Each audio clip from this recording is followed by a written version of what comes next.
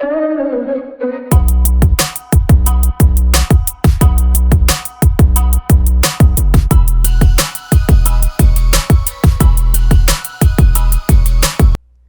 again. We're back with 25 Days of Real Estate here with your host, Charlie Porter. We are on day 22 and we're almost done wrapping up this series, wrapping up this year of 2021, which has been a great one. Okay. I've given you so much information over the past 21 days. So much. And I appreciate you guys tuning in with me. Make sure you go back and watch those videos and everything like that. Watch them in order if you can, but if not, I appreciate you even tuning in. Give you so much information, but now we're going to round out a couple things when it comes to this episode here. Day 22, we're going to be talking about the process of buying a home. I've given you buyer information, I've given you seller information and investor information, but this is going to be a big one for the buyers because now you got everything that you need, and now we're going to start that home buying process officially, okay? The process is not that hard as it may seem, but there is a process that has to happen to it for you, okay? So I'm going to go step by step and give you all the information that you need, okay? First things first is you're going to need to be pre-qualified and pre-approved. I say those words because different people may use it in different times in different states, different local markets. So pre-qualified and pre-approved, basically pre-qualification is, you give your information, your I would say your preliminary information to the lender, right? You're going to be finding a lender. You're going to give that preliminary information to them, right? Then once you get pre-approved, they're going to basically approve everything that you've given, right? And then say, hey, okay, now I maybe need a couple more documents or things like that to just round things out for you, okay?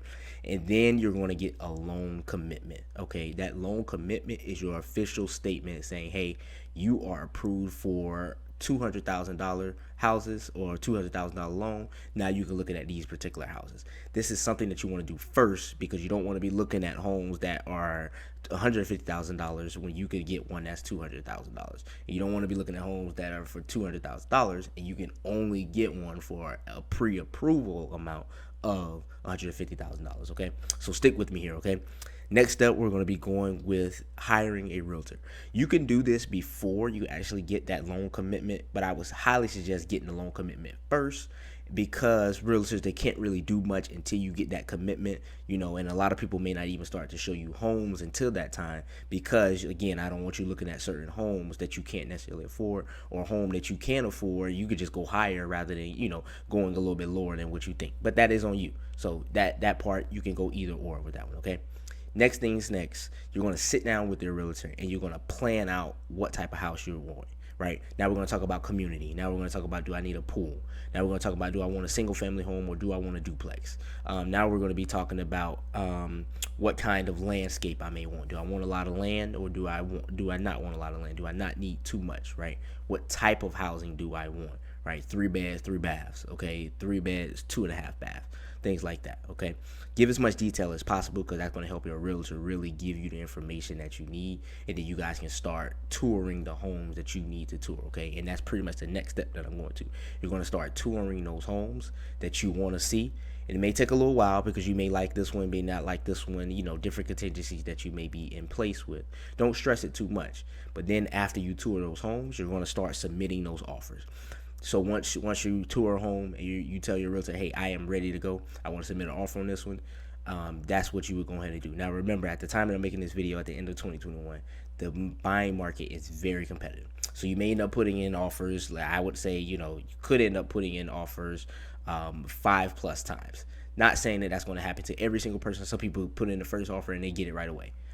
So I don't want to scare you into that, but just be patient with the process, okay? And your realtor is going to go over that information with you, okay? Now, the next thing is once that offer does get approved, right? You get the approval, and now it's time for the inspection. So you're going to go through an inspection, and this is something that you would necessarily pay for, right? You go through an inspection and an appraisal, okay? And that inspection is basically saying how much is the home really worth, Just because someone puts it on the market for $300,000 does not mean it necessarily is valued at $300,000. That's just a list price that the seller is looking to get, right? So what you can do is do this inspection, and you figure out what the ins and outs of this, and this will tell you, and then you'll have a buffer in your contract more than likely where it says, hey, if it be like a 7-day inspection period. So if you do the inspection within those 7 days, you can come back and say, hey, I either want a counter offer, and maybe you go lower, or maybe you go higher.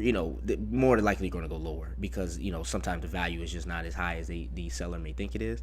But you put in that you can put in that counter offer too as well for that price, or you can cancel the contract, right? So you can say, hey, I thought that the appraisal, let's just, I'm gonna give an example, $300,000, right, for this house, right? $300,000 for the house, but the appraisal comes back at $250,000. Okay, so then you counter offer and you say, hey, I want to do $250,000, or you say, hey, I don't even care about that because that's too much more than what I would be willing to pay. I'm going to just cancel the contract.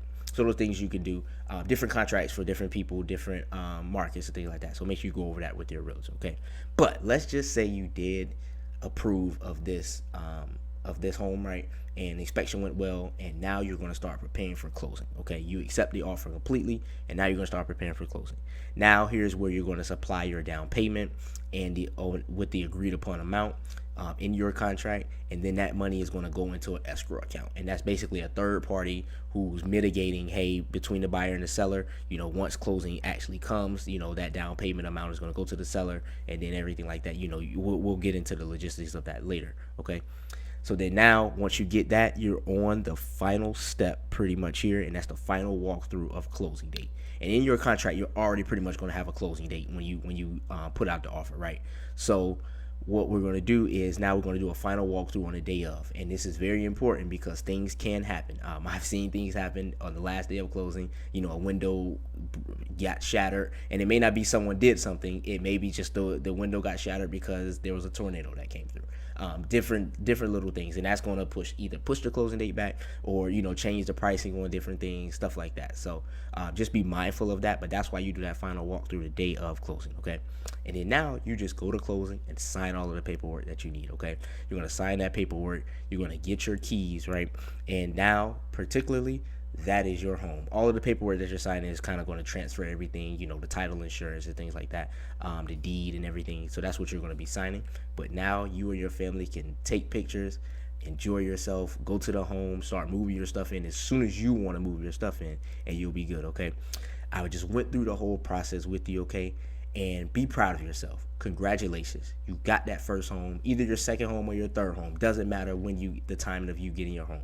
Congratulations, and be proud of yourself that you went through this process, and it's going to go by quickly. I don't care how long, even if it takes you a year, it's still going to go by quickly because you're still going to be living your own life and doing what you do. Okay, so be proud of yourself. Go through the process, ask as many questions as you need to ask, and I promise you, you're going to enjoy this, and you're going to have fun sitting back in your home and enjoying the holidays with you and your family. Okay, thank you guys so much for tuning in. Always, thank you, and have a good one.